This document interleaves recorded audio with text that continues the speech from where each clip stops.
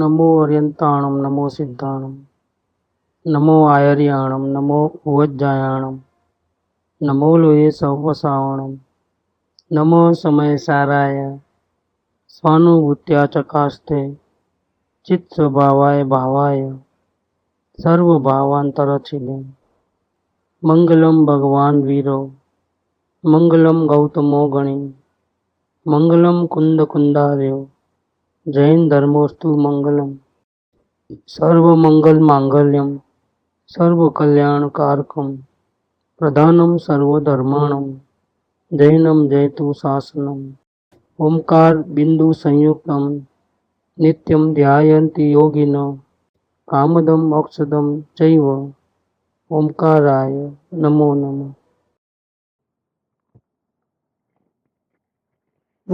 चंद्र वचनामृत पत्रांक number 432 Mumbai से ये पत्र लिखा है मुमुक्षु को। अम्बालाल का लिखा हुआ पत्र पहुंचा था, वो पत्र मिला होगा, वो जवाब नहीं दिए होंगे तो दूसरा लेटर आया हो। आपको पत्र मिला कि नहीं मिला तो जवाब दे दिया। अभी अम्बालाल का लिखा हुआ पत्र पहुंचा था। अब मूल विषय, आत्मा को विभाव से अवकाशित करने के लिए, नहीं छुट्टी के दिन, अवकाश के दिन, ऐसा नहीं बोलते हैं। स्कूल में छुट्टी पड़ती है तो समर वेकेशन, अवकाश, कुछ काम दाम नहीं है, पढ़ाई बढ़ाई। ऐसे आत्मा को विभाव से अवकाशित करने के लिए, विभाव को छुट्टी देने के लिए, राग द्वेष को छुट्टी देने के लिए और स्वभाव में अनअवकाश रूप से रहने के लिए, विभाव को छुट्टी देना है और अपने जो मूल परमात्मा जो स्वभाव है उसमें अनअवकाश रूप से रहने के लिए, मतलब उसको छुट्टी नहीं देना है, थोड़ा भी गैप नहीं। अवकाश माने गैप भी होता है, बिना गैप निरंतर अंदर रहने के लिए, स्वभाव में अनअवकाश रूप से रहने के लिए दो कार्य साथ में ही। असल में एक ही सिक्के के दो पहलू है। जब तक राग द्वेष रहेंगे तब तक स्वभाव नहीं मिलेगा, और स्वभाव मिलेंगे जब राग द्वेष नहीं होंगे। इसलिए इसी बात को दो तरीके से बताए। राग द्वेष से रहित होने के लिए, इसका मतलब अपने स्वभाव में ही लीन होने के लिए, अपनी नजर जो बाहर घूमती है पांच इंद्रियों के विषयों में, संसार में उधर उधर, और अच्छा बुरा, ऐसा नहीं ऐसा करना नहीं करना, ये सब चल रहा है। करना है वो राग है, हम चाहते हो तो करते हैं और नहीं चाहते हैं तो नहीं करना चाहते हैं। तो करना माने राग और नहीं करना माने द्वेष। तो दुकान जाना है, सत्संग में नहीं आना है, तो दुकान पे राग, सत्संग पे द्वेष। ऐसे हर एक में विधि निषेध चलता है, हमेशा 1000 काम रहते हैं, उसमें से ये करना है तो बाकी का भी नहीं करना है। राग और द्वेष दोनों साथ में रहते हैं। एक काम किया तो बाकी का छोड़ दिया तो बाकी के से द्वेष, और किया उससे राग। ऐसा राग द्वेष एक साथ चलते हैं। तो कब होता है? जब अपने आत्मा में अनुभव नहीं करता है, अपने आत्मा का दृष्टि बाहर घूमती रहती है, तब ऐसा होता है। अब चाहते हैं कि आत्मा विभाव से संपूर्ण मुक्त हो जाए, राग द्वेष से, और अपने स्वभाव में निरंतर अंदर में रहे, माने परमात्मा बन जाए, थोड़ा भी राग द्वेष न हो, पूर्ण वितरागता भगवान को जैसी है वैसी हो जाए। आत्मा को विभाव से अवकाशित करने के लिए मैंने छुट्टी दे दी विभावों को, और स्वभाव में अनअवकाश रूप से रहने के लिए अर्थात परमात्मा बनने के लिए कोई भी मुख्य उपाय अगर हो तो इसका मूल उपाय क्या है वो बताते हैं। कोई भी मुख्य उपाय हो तो तरीका उसका, ऐसी अवस्था लाने का तरीका, वो तरीका तो बहुत है, लेकिन मुख्य तरीका क्या है, मूलभूत तरीका कौन सा है? ऐसे बहुत से ये ऐसा भी कर सकते हैं, ऐसा भी, मुंबई जाना है तो प्लेन में भी जा सकते हैं, ट्रेन में भी जा सकते हैं, कार में भी जा सकते हैं, लेकिन मुख्य उपाय कौन सा है? ऐसा जो स्थिति, जो परमात्मा दशा चाहिए, संपूर्ण वितराग दशा चाहिए, और आत्मा का उपयोग अपने आत्मा से एक सेकंड के लिए भी न हटे, उसके लिए बहुत सारे उपाय होंगे, लेकिन मुख्य उपाय कौन सा, वो बात कर रहे हैं आप। कोई भी मुख्य उपाय हो तो आत्मा राम ऐसे ज्ञानी पुरुष, ऐसे हैं ज्ञानी पुरुष आत्मा राम, मतलब उनके हर परिणमन में, उठते बैठते खाते पीते, उनकी सोच में, सब में आत्मा बसा हुआ है। वो आत्मा के रंग में रंगे हुए राम है, इसलिए उनको आत्मा राम कहा। एक सेकंड भी मैं आत्मा हूँ, जानने देखने वाला हूँ, वो छूटता नहीं है। कभी सपने में भी ऐसा नहीं होता है कि शरीर में हो, रहते शरीर में है, लेकिन नींद में भी पूछो तो बोलते हैं नहीं मैं तो आत्मा हूँ, शरीर से भी हूँ। शरीर से भी हूँ इतना ही नहीं, जो भी संयोग है आजू बाजू उन सब से एक रचकण भी मेरा नहीं है, और मेरे को जरूरत भी नहीं है। ऐसा अंदर में भान निरंतर रहता है, रात और दिन, सो जाए तो भी, बेभान हो जाए तो भी वो भान हमेशा रहता है। हर सांस में उनको आत्मा आत्मा आत्मा, जानने वाला हूँ जानने वाला हूँ, ये प्रतीति निरंतर रहती है। कैसे रहती होगी ये प्रतीति, अपन तो याद भी नहीं कर सकते वो कैसे रहती होगी। बेभान हो जाए तो भी बोले, हाँ, मतलब कोई एक्सीडेंट हो जाए या बीमारी ऐसी आ जाए, कोमा में चले जाए, हाँ तो भी उनको ये पता रहता है कि मैं गायक हूँ, जानने वाला हूँ, शरीर से भिन्न हूँ। आत्मा के दर्शन होने के बाद वही तो बात नहीं, आत्मा राम ऐसे ज्ञानी पुरुष हर पल में, हर सेकंड में, हर सांस में उनको ये आता है, चाहे जितना उपयोग उपाधि वाला हो ना। एक दृष्टांत दे तो भरत चक्रवर्ती राजा था, भरत चक्रवर्ती को 6 खंड का अधिपति, और भगवान की वाणी में आया कि उसी भव में मोक्ष जाने वाले। शायद समय दृष्टि है, वैभव इतना है, लेकिन अंत मात्र भी एक भी कण को अपना नहीं मानता है, क्योंकि शायद समय दर्शन है और उसी भव में मोक्ष जाने वाला है। तो वही वाणी सुनने को लिए समोसरण में और एक उनके नगर का और प्रजाजन बैठा था, और उसको है शंका भगवान की वाणी के ऊपर, ऐसा कैसे हो सकता है, इतनी रानियां हैं 96,000, इतने बड़े बड़े महल है, इतना अधिकार चलाता है, कोई नहीं माने तो दंड भी देता है उसको। या तो ऐसा जीव सब जगह से रचा पचा है, वो कैसे इसको आत्मा का ज्ञान होगा, और उसी भाव में मोक्ष कैसे जा सकता है, इतना पाप करता है, इसको तो पाप करता है ऐसा लगे ना। तो घर पे जाकर के अपनी वाइफ को बोलता है कि भगवान मेरे को झूठे लगते हैं। या ऐसा कैसे हो सकता है, कैसे मानने में आए बात है। और वो चक्रवर्ती को जो है 12 योजन तक सुनने की शक्ति होती है, कहीं भी कोने में भी बात करे तो उसको पकड़ में आ जाए। ये बात बहुत इंपॉर्टेंट थी इसके लिए, क्योंकि इसमें भगवान का अनादर हो गया। तो जाके सिपाही को बोले जाके उसको पकड़ के लेके आना है, और तो थर थर कांपने लगा, अब तो मेरी मौत ही समझ ली। चक्रवर्ती को भगवान क्या समझना, भगवान की वाणी में जैसे चक्रवर्ती जाता है ऐसे और भी बहुत से मुख से जाते हैं ना। समोसरण में ये बात आई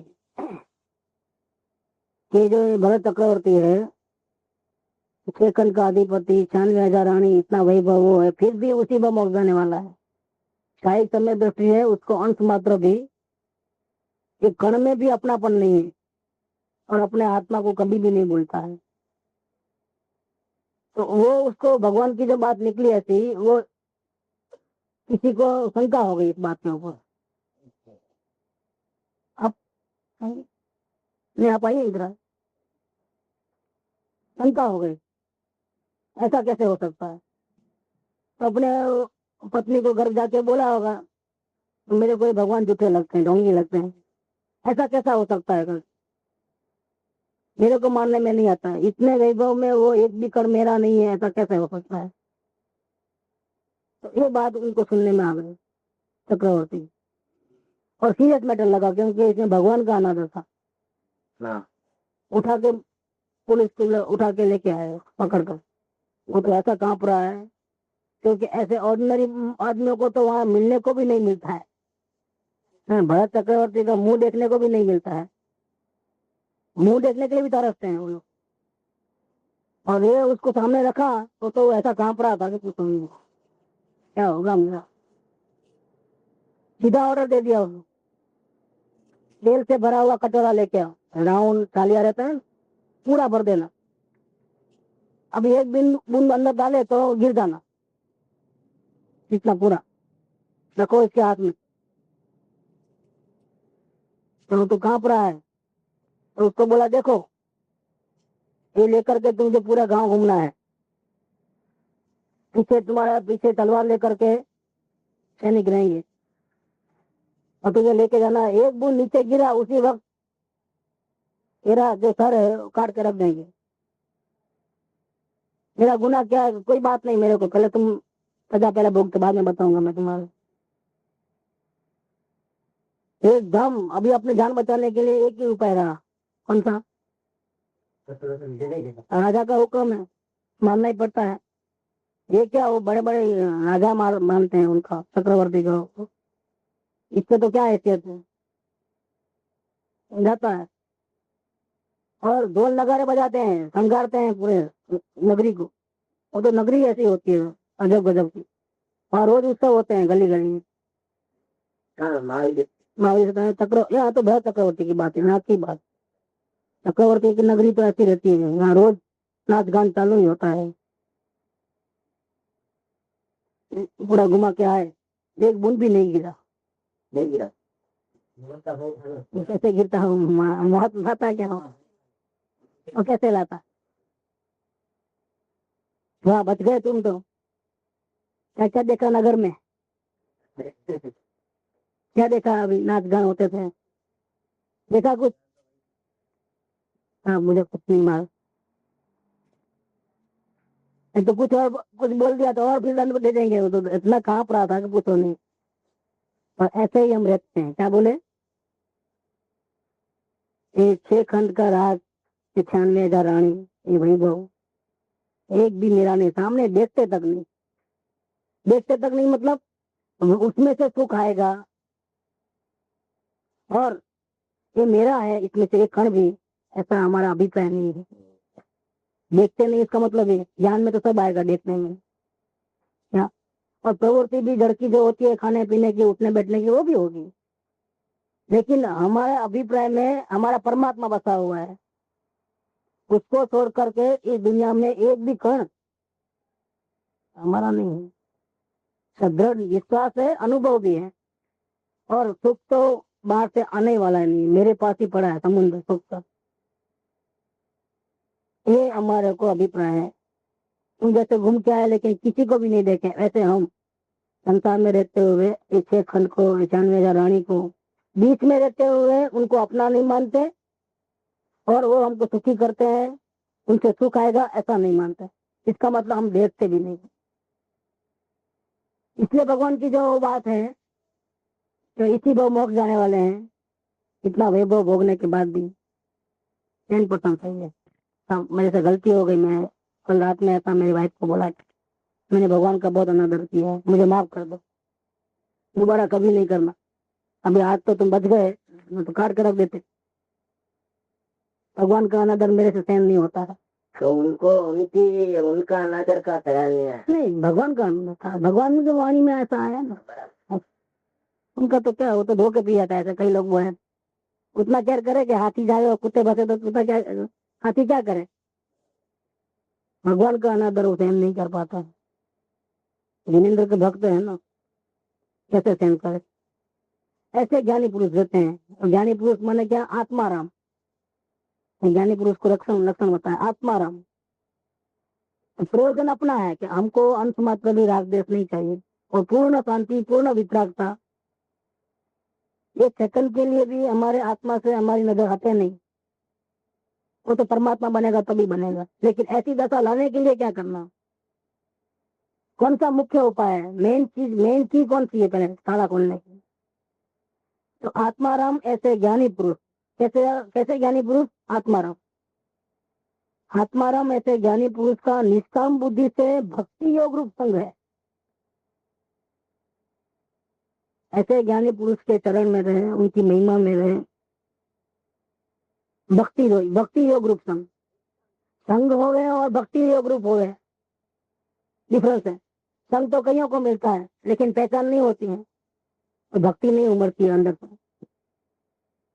कांटेक्ट हुआ, बात सुनते हैं, रोज मिलते हैं, लेकिन अंदर में भक्ति तो नहीं आती है, तो फिर वो परमात्मा नहीं बन सकता। परमात्मा बनने के लिए शरत क्या रखी, मुख्य उपाय क्या रखा कि आत्माराम ऐसे ज्ञानी पुरुष का भक्ति योग रूप संग, अकेला संग नहीं, कांटेक्ट हो जाए इतना काफी नहीं है। कांटेक्ट होने पर, उनके दर्शन होने पर जीव अपने आप को भाग्यशाली माने, कृतार्थ माने, गिर गया मैं तो अब, बच गया मैं तो अब, ऐसे ऐसे महिमा आए उनके प्रति, ऐसी भावना जागृत हो जाए। ये असुरम संसार में मुझे कोई हाथ पकड़ता नहीं था, मैं वहां भटकता था, अब हाथ पकड़ने वाला मिल गया, तारणहार मिल गए, ऐसा ऐसा करके वो इतनी भक्ति में आ जाता है। कांटेक्ट सिर्फ नहीं, कांटेक्ट के साथ भक्ति, और वो भक्ति भी कैसी, सकाम नहीं, निष्काम। बहुत बड़ी बात है ये, बहुत बड़ी बात, कि आपको जो मंजूर है, आपको जो दिल में आए वो मेरे को देना, मेरी योग्यता देख करके मेरे को देना। मैं कुछ नहीं मांग रहा हूँ, अंश मात्र भी मैं चाहता नहीं हूँ, कुछ भी नहीं चाहता हूँ मैं। भक्ति भी करता है, अनन्य भक्ति करता है, परमेश्वर तुल्य भक्ति करता है, लेकिन बदले में चाहता कुछ भी नहीं है। नहीं, मेरी जैसी योग्यता हो वैसा आप, जो आप ठीक समझे ऐसा, मुझे कुछ नहीं चाहिए, मुझे आप मिल गए बस हो गया। मुक्ति मुक्ति नहीं चाहिए मुझे, आत्मा के दर्शन नहीं, वो तो आप, आपकी कृपा होगी तो होगा, मेरे को तो नहीं चाहिए वो, मेरे को तो आप मिल गए बस हो गई बात। ये भक्ति का एक अनन्य रूप है, इसको सर्वोत्कृष्ट भक्ति कहते हैं, अनन्य निष्काम भक्ति जिसको, कि मुझे आत्मा का दर्शन हो जाए उतना भी न रहे अंदर। आप ऐसी कृपा करो कि मेरे को आत्मा का दर्शन हो जाए, इतना भी अंदर में विचार आवे, निष्कामता नहीं है क्या, और निष्कामता नहीं है। वो एक बात 223 में शायद है, मतलब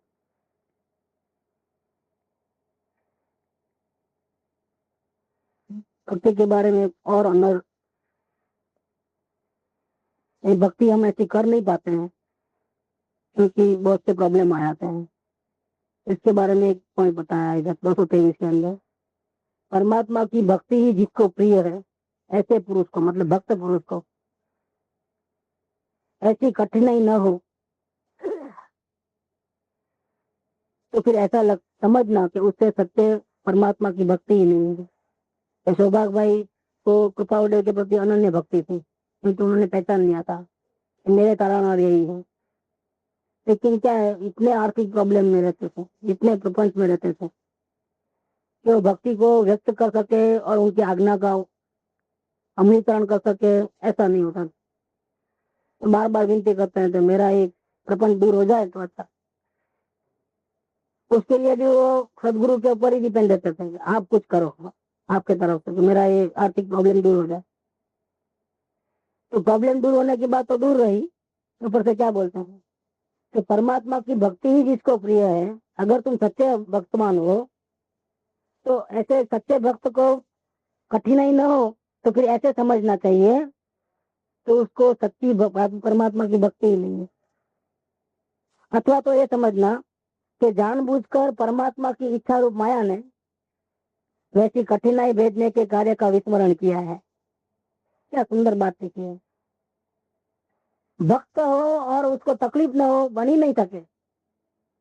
तकलीफ होगी होगी, क्योंकि रास्ता उल्टा है, ये दुनियादारी का रास्ता नहीं है, ये परमात्मा बनने का रास्ता है।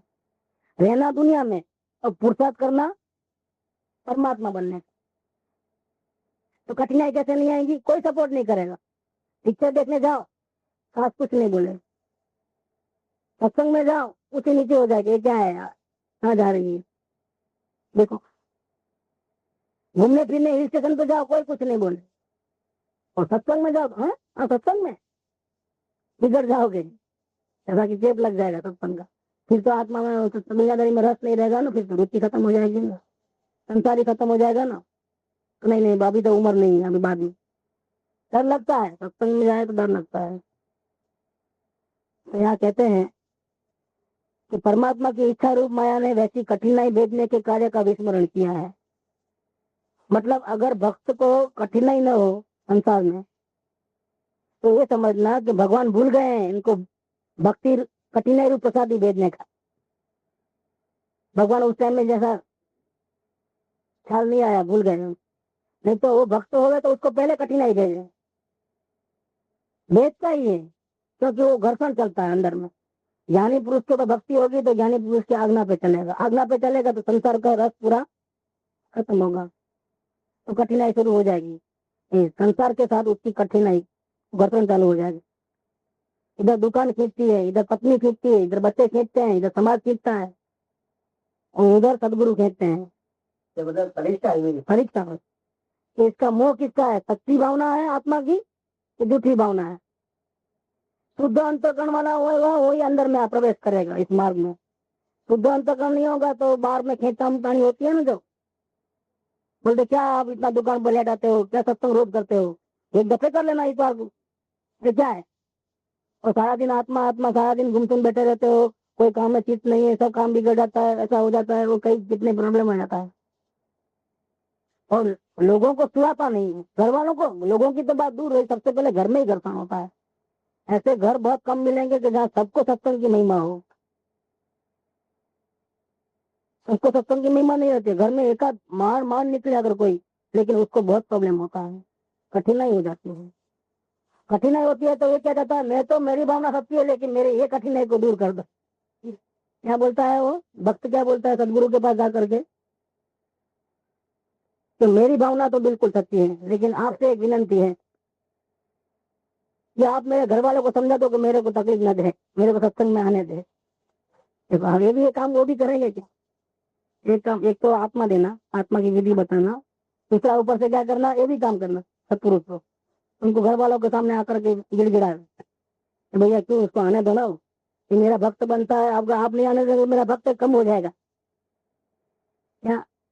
आपको बड़ी नहीं है लेकिन मैं मर जाऊंगा इस भक्त के बिना, इसलिए मेहरबानी करो इसको सत्संग में आने दो। ये भी काम वो करे।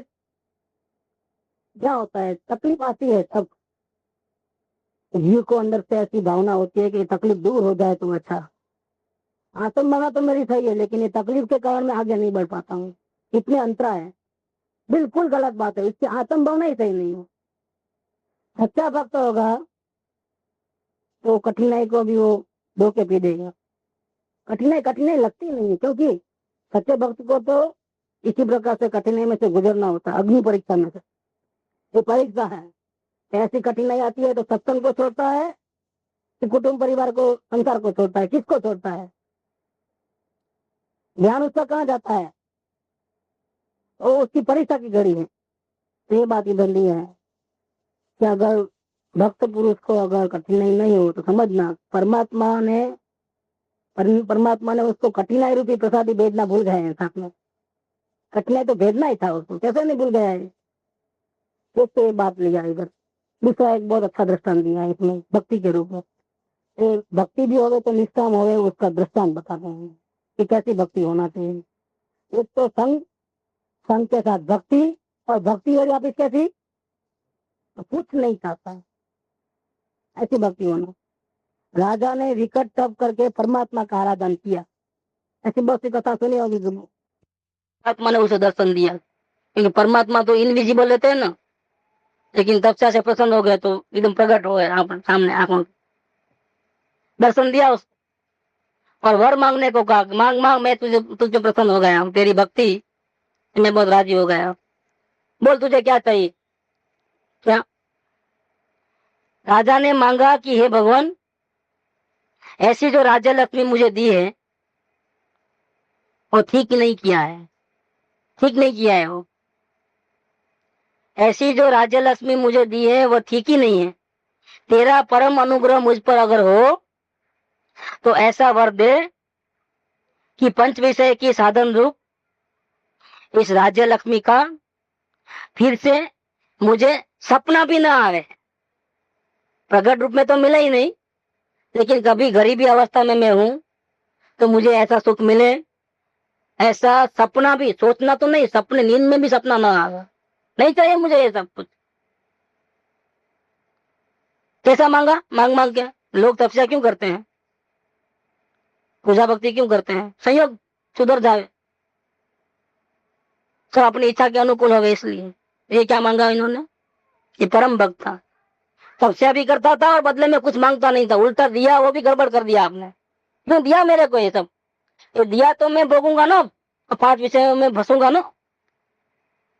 तो अब से अगर आप सचमुच में प्रसन्न हो गए हैं, तो ऐसी जो राज्य लक्ष्मी है, जो हमारे विकारों को बढ़ाती है तो खर्च करेगा, तो उधर उधर दौड़ेगा, नहीं होगा तो क्या करेगा?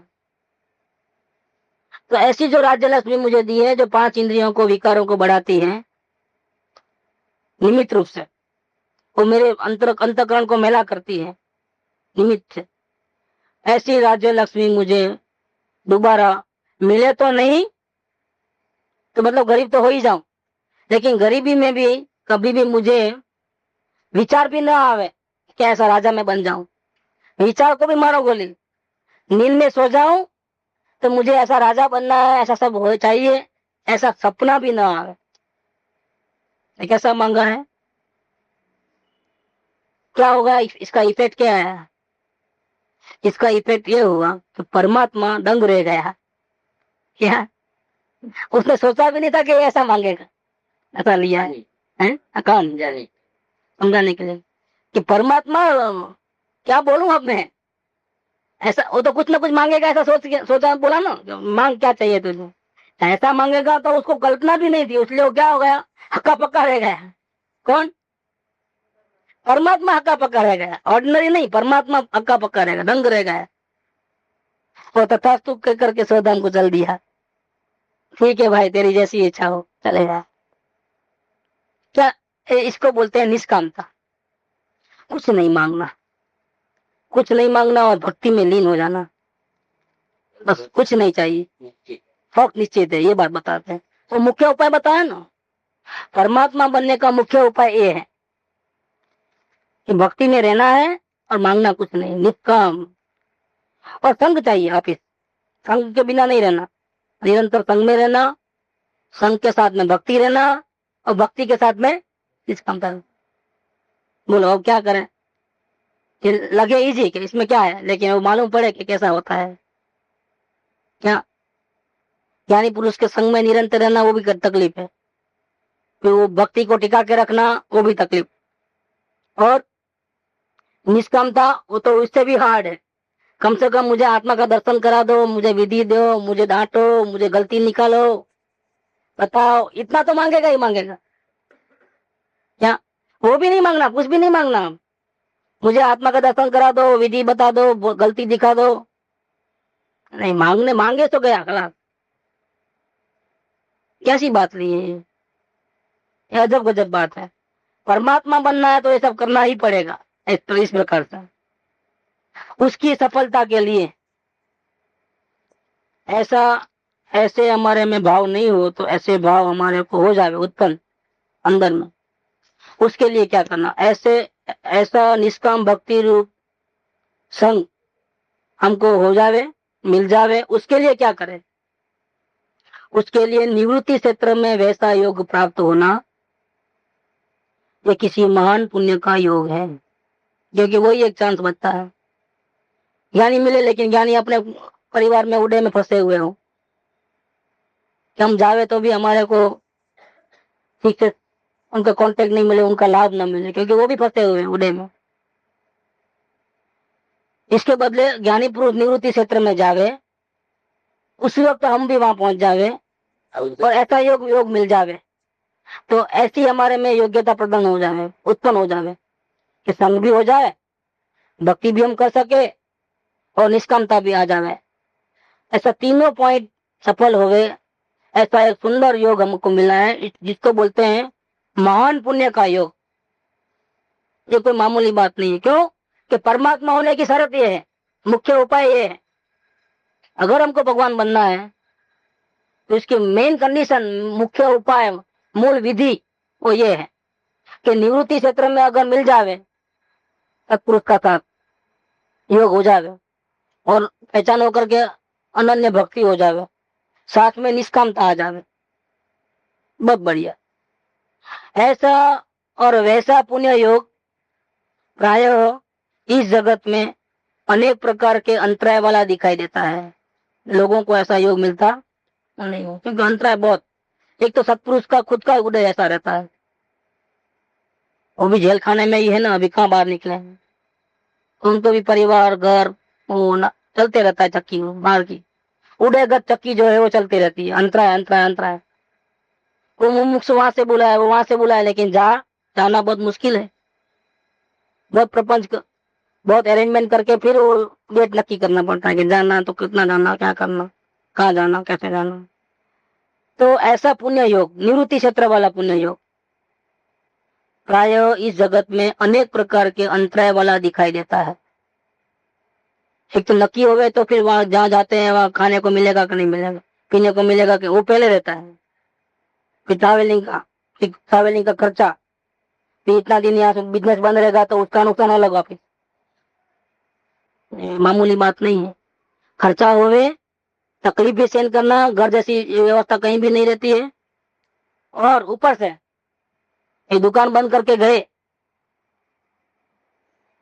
घर, तो अपनी हाजिरी होती है तो जो फायदा होता है वो फायदा अभी नहीं होगा, नुकसान, इतना सब होता है।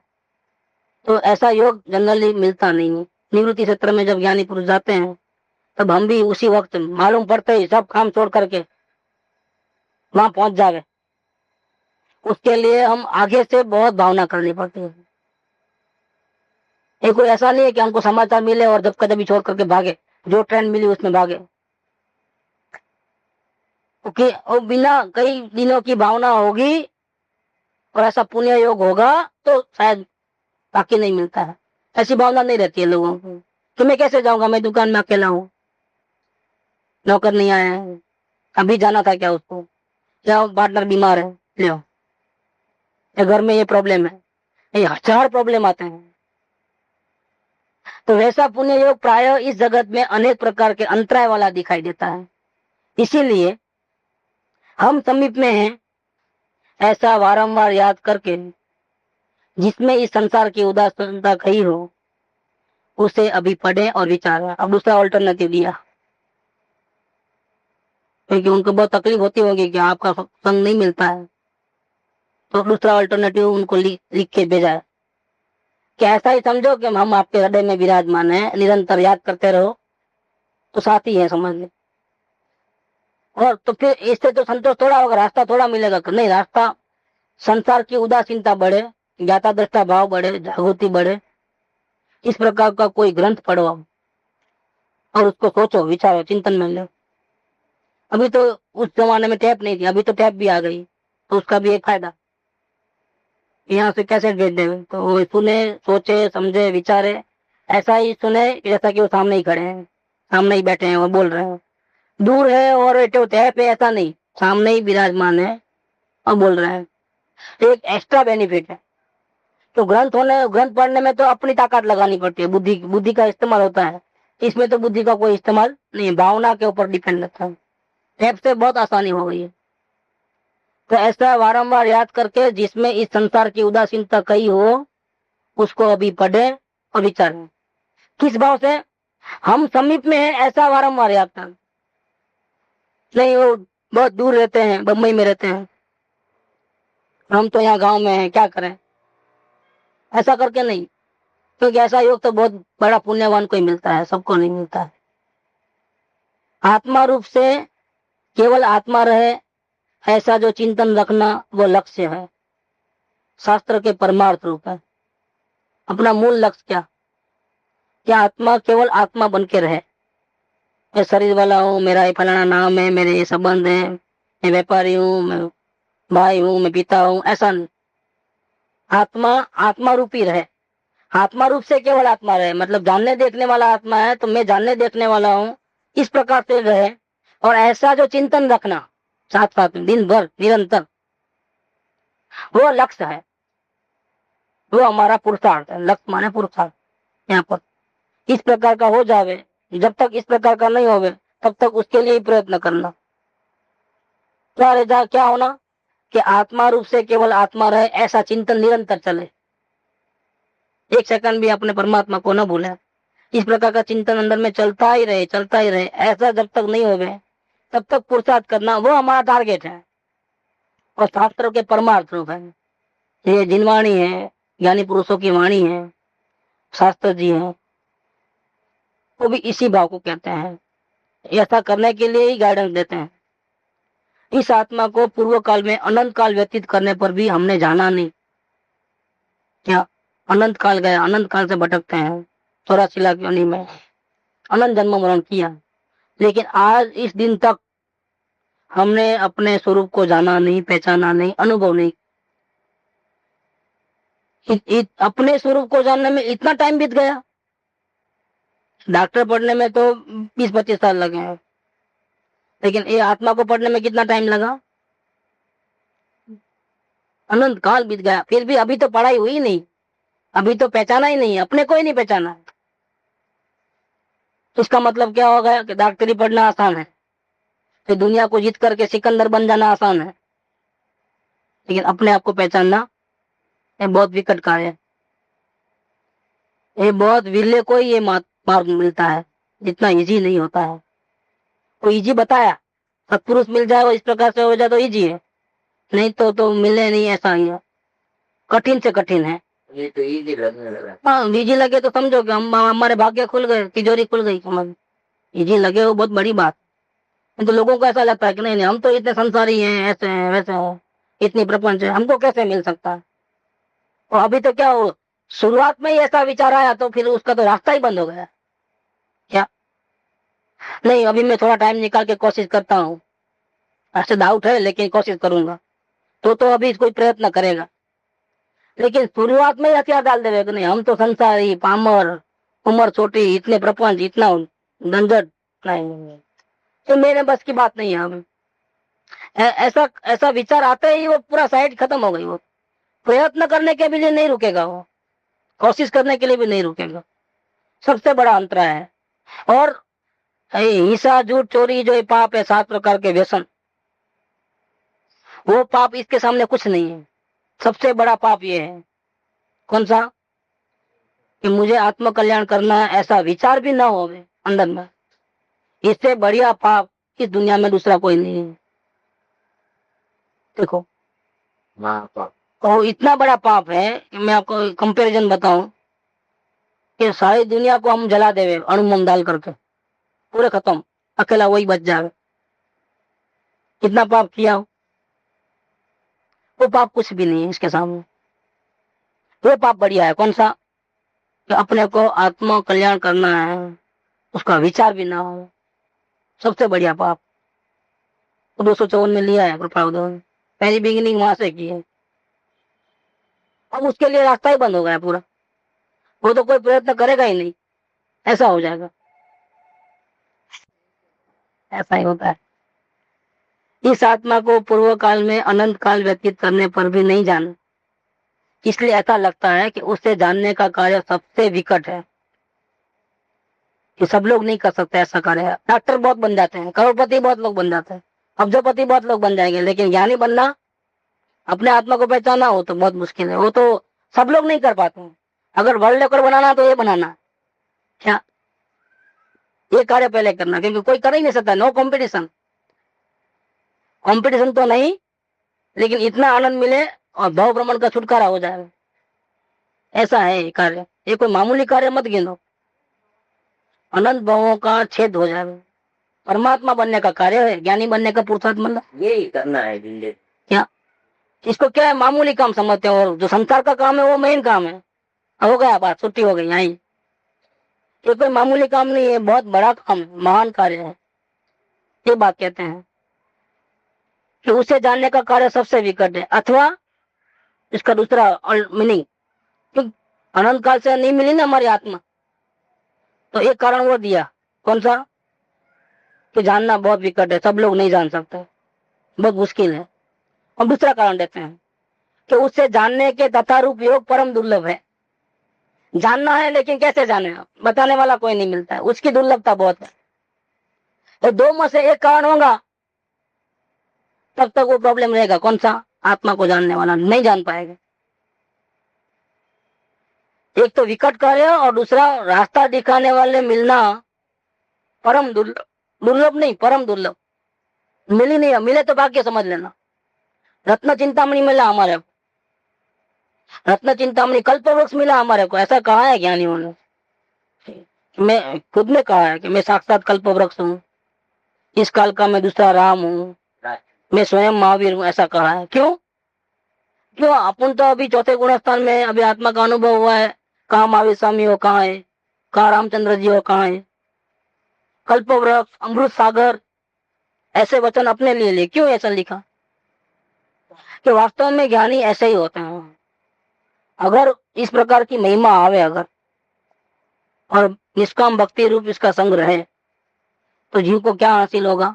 रुपया पैसा, संयोग सुधर जाएंगे, क्या होगा?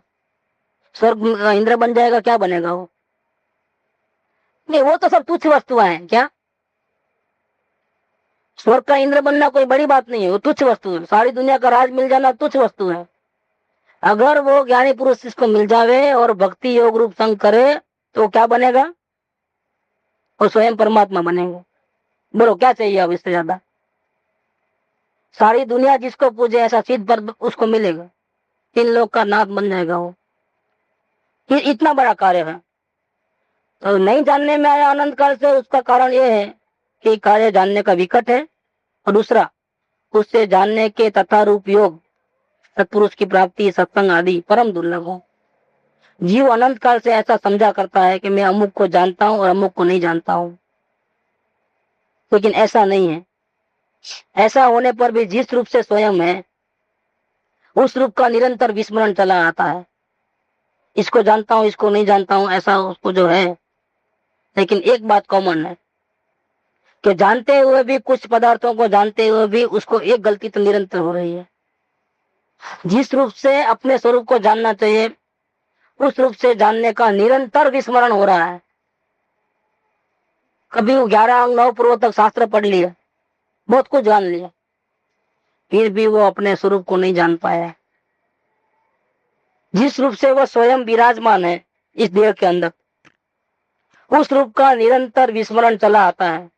ये बात बहुत बहुत प्रकार से विचारणीय है, क्यों ये बहुत मुद्दे का बात है कि इतना सब होने पर भी मैं अपने आत्मा से ही क्यों अनजान हूं? क्या हो गया मुझे? सारी दुनिया दिख रही है और मैं ही मेरे को नहीं दिख रहा हूं।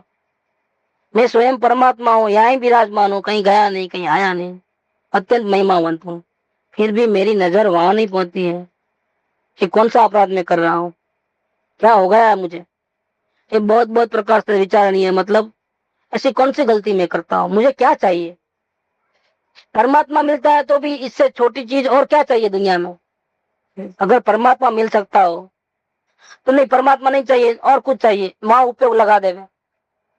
ऐसा कहाँ मेरी चाहना रह गई जो मैं इस परमात्मा को निरंतर भूल रहा हूँ और उधर उधर उधर उधर नजर डाल के फिर मारा मारा घूमता हूँ? क्या चाहिए मुझे? ये बहुत बहुत प्रकार से विचारणीय है, और उसका उपाय भी बहुत प्रकार से विचार करने योग्य है। क्यों मुझे मेरे परमात्मा के दर्शन नहीं होते हैं, वो एक बात, वो विचारना निरंतर। दूसरा ये विचारना कि क्या करूं तो ये मिले, कौन सा उपाय करूं तो ये मेरे को मेरे परमात्मा का दर्शन हो। ये दूसरी बात। ये दोनों के ऊपर बहुत गंभीर चिंतन चलना चाहिए। ये यहाँ करके ये बात को यहाँ से खत्म कर दिया है। कार्य बताया कि विचार करो कि मेरे को मेरे परमात्मा का दर्शन अनंत काल से क्यों नहीं हो रहे, और ये भी बात विचार करो कि मैं इसके प्राप्त करने के लिए, मेरे परमात्मा के दर्शन करने के लिए मैं कौन सा उपाय करूँ।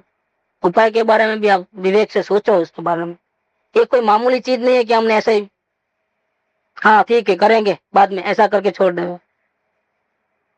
क्या बड़ी कंपनी का विदाउट इन्वेस्टमेंट अपने को डायरेक्टर बना देवे, चेयरमैन, और इतना लाखों रुपए खर्चा, आपको नुकसान देने का नहीं है। प्राइवेट लिमिटेड कंपनी है। प्राइवेट लिमिटेड कंपनी अगर खत्म हो जाए तो क्या है, डायरेक्टर को कितना नुकसान? कुछ नहीं। किसके पैसे गए? गांव के। इन्वेस्टमेंट बिल्कुल नहीं करना है, लेकिन उसका पूरा प्रॉफिट 50% आपको मिलेगा। बोलो क्या करते हो? आते हो कि नहीं आते हो? प्लान रेडी है, सब कुछ जगह ले ली है, बिल्डिंग बन गई है, प्रोडक्शन आज से शुरू होने वाला है, लेकिन हम सोचे आपको भी ले लेंगे। क्या करेगा वो? सेकंड थॉट आएगा? अरे मैं बिल्कुल नहीं आ रहा हूँ, क्योंकि ये तो तैयार है बिल्कुल, तो काय को नहीं। प्रॉफिट में ही हिस्सा है, नुकसान में तो हिस्सा है नहीं। इन्वेस्टमेंट करना नहीं है, और 50% मिल रहे कौन छोड़े। मेहनत तो गांव वाले करे पूरे। ये तो एयर कंडीशन ऑफिस में रहे, घर बंगला मिल जाए, मोटर मिल जाए, एसी, उसमें जाना आना और टेबल पे साइन करना चेक पे, और कुछ नहीं करने का। मैं तैयार हूँ बिल्कुल, वो दूसरा थॉट नहीं आएगा। ये परमात्मा बनने का आह्वान है। आप परमात्मा हो स्वभाव से, और आप परमात्मा बन सकते हो। थोड़ा सा पुरुषार्थ जो बताया वो करने की। बोलो अभी आपको क्या करना है? करोड़पति बनना है, अबजपति बनना है, संसार को निभाना है, कि परमात्मा बनने के लिए प्रयत्न करना है? एक बात इधर चॉइस रख दिया है।